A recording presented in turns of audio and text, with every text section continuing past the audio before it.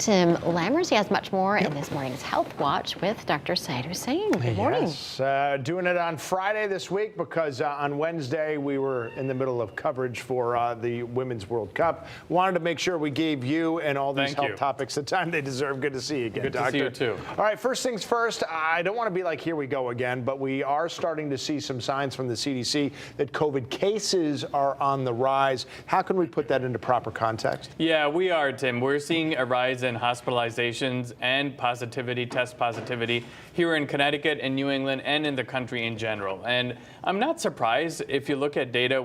This is our fourth COVID-19 summer.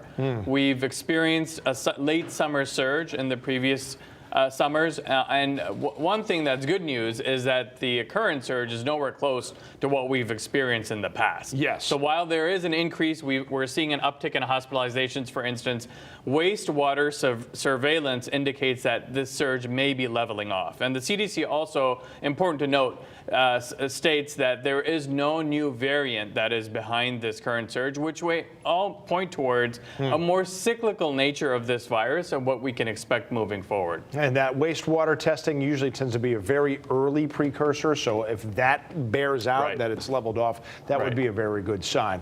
You just heard Erica talking about vaccination schedules. Vaccines still on a lot of parents' minds, especially after a surge in RSV cases last fall. The CDC has now just recommended, I guess, a new treatment for RSV. Tell us about that. Yeah, this is great news, especially for those that are most at risk, the infants below the age of 19 months or so, Tim. So this is a monoclonal antibody, actually. And so eligible infants include those under the age of 8 months who may be higher risk and going into their first RSV season, along with those that are 9 months to 19 months of age who may be encountering their second season but also have underlying health conditions. So important to note here is parents should speak to their child's pediatrician before we encounter this flu season. First time I had heard of monoclonal antibody treatments was back with COVID. Is there a quick one-sentence explanation for the common man as to what it is? Yeah, it's basically deploying antibodies that will fight this virus. They're ready to go. They are able to detect this virus and can fight it if someone gets infected. Beautiful. All right. No stranger to ticks. Lyme disease, named after Lyme, Connecticut. But we're starting to see more exotic sort of, I don't know if it's species of ticks, but also the diseases that they can carry.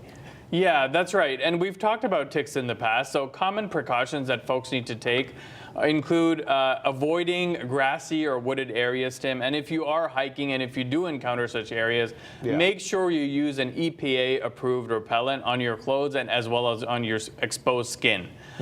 Make sure you look for ticks once the activity is over in your clothes, on yourself. Take a shower.